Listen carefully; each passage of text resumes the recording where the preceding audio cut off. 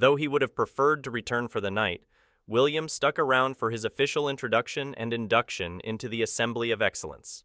Fortunately, first years couldn't hold any positions or titles within the group, so he had at least 2 years before he inherited David's status as vice chairman, or Lyra's as chairman.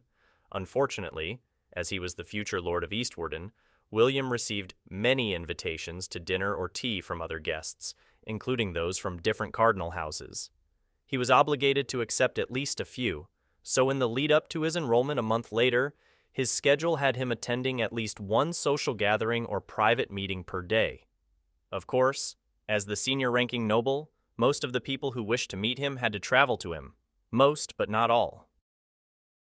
"I beg your pardon, Princess, but your guest has arrived," said a petite, cloaked figure with a cat-eared hood and a face mask.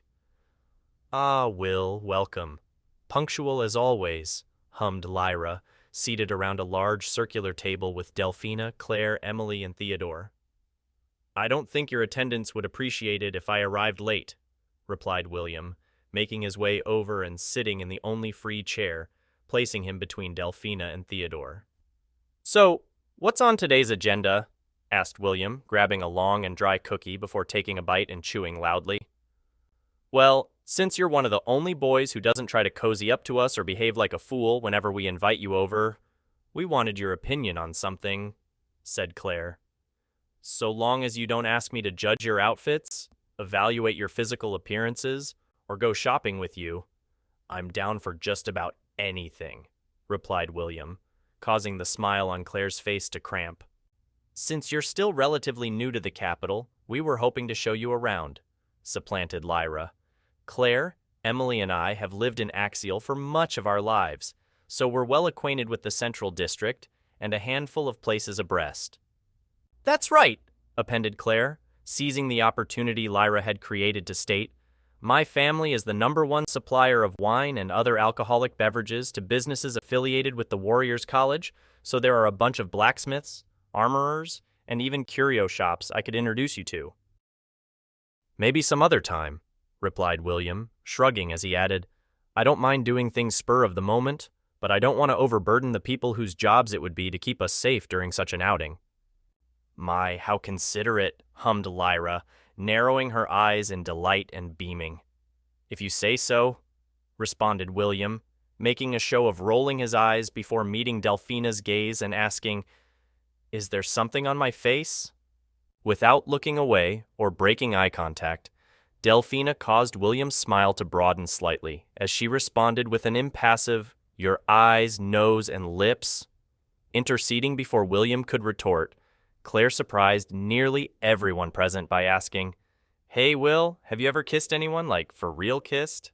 "Claire!" exclaimed Lyra, surprised that her best friend would ask such a question. "What? Aren't you curious?" asked Claire, returning her gaze to William as she added, "Will doesn't seem to have any interest in girls, so wouldn't he be an ideal candidate for practice with?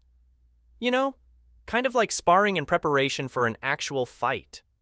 "Someone's precocious," mused William, outwardly maintaining a relaxed smile as he replied, "To answer your question, yes, I have kissed someone before.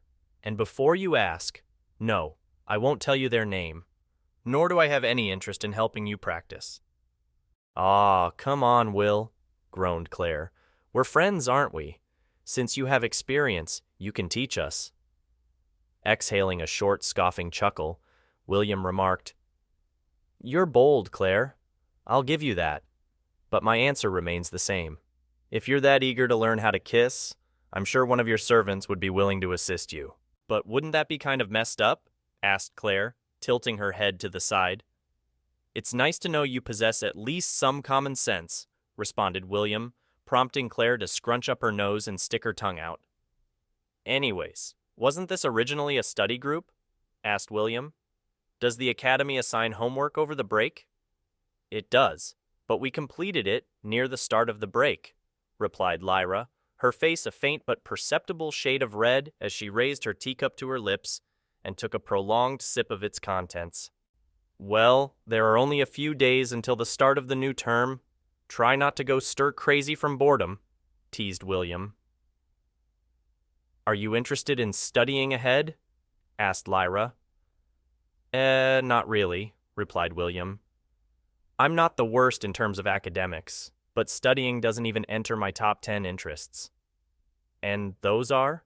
Asked Claire, leaning forward with her elbows on the table, supporting her chin with the backs of her hands. I'll give you 5 in no particular order, said William, holding up his right hand and counting with his fingers as he appended, I like training, flying, exploring, eating, and sleeping. Do girls not even crack your top 10?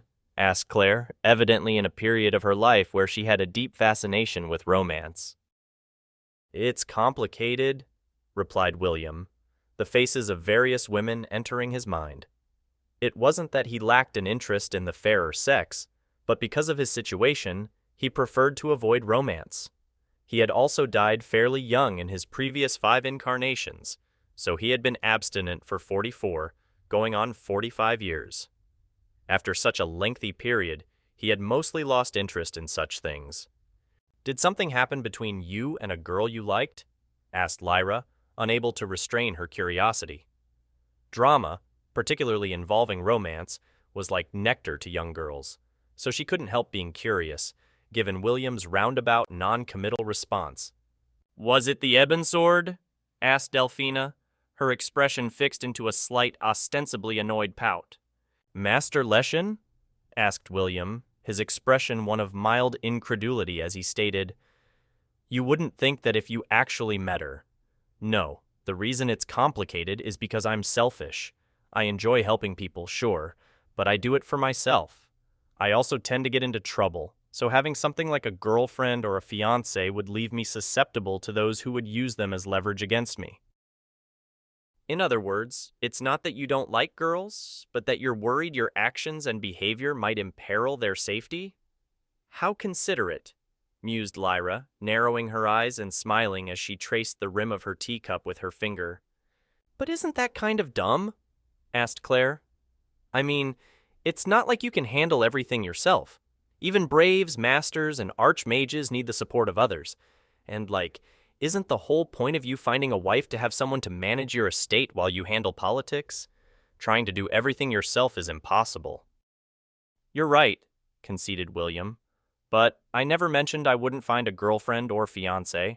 I'm just not in a hurry. Once I'm stronger and have a firm grasp of the situation in the capital, I'll naturally search for someone dependable to share my burdens with.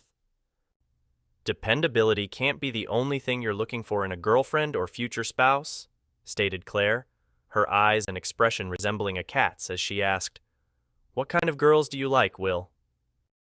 Seeing everyone at the table shift their gaze to him, waiting to hear his response, a faint, amused chuckle emanated from William's throat as he asked, What's more important than dependability?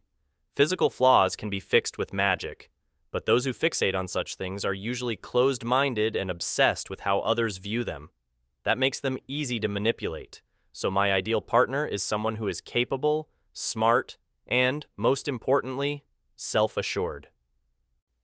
Though William's words weren't directed at her, Lyra swallowed audibly and looked away from him. It was admittedly a vain train of thought, but she felt William's ideal partner coincided with the image of the person she aspired to become. You mean to tell me you have no interest in things like bust size, butts, or thighs? Asked Claire. It ultimately depends on who they're attached to, replied William. For example, someone with your appearance could likely convince just about any boy in the academy to help you practice kissing. But, instead of going to them, you wanted to practice with me. Not because of my looks, but, Huh? Who gave you that idea? Asked Claire, leaving William at a loss for words, as she added, It's totally because of your looks. I mean, you have a cool personality and all, but I wouldn't have made my suggestion if you weren't built like a statue and easy on the eyes. It's honestly a little weird that you're only a first year. Thanks, responded William, not sure how else to respond. Claire wasn't the first precocious young girl he had encountered across his incarnations, but it was always a little jarring how frank they could be. If you really want to thank me, said Claire, leaning forward onto the table a second time and narrowing her eyes as she added, I wouldn't mind training together sometime, I bet I could learn a lot from someone with your talents. Let's rein it in a bit, Claire, said Lyra, her smile somewhat cramped as she was afraid Claire's playful antics might deter William from having tea with them in the future. Oh, did I get carried away? Asked Claire, sitting up but spreading her hands in a "what can you do" gesture as she added, "But can you really blame me? My mom has been pressuring me super hard to find a suitable marriage partner. She would probably set off fireworks and pop open one of our most expensive bottles of wine if I told her I was getting along with the future Lord of Eastwarden." "So you see me as a means to an end?" asked William, raising his right brow.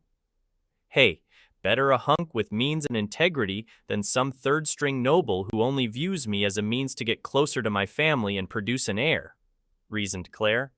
"And since you're like super high-ranked, you could marry Lyra and take the rest of us as mistresses, concubines, or retainers. Easy peasy." "Claire, what are you saying?" stammered Lyra, her cheeks flushed crimson as she floundered about in her chair. "What?" asked Claire, looking confused as she argued. "It's the simplest solution. Even if it's just a pretense, it would take the pressure off each of us to find partners. We could remain friends behind the scenes, and since we would already be in a relationship publicly, we could hang out, have fun, and fool around without worry." "Yeah, at the expense of my sanity and peace of mind," droned William, his expression a flawless deadpan.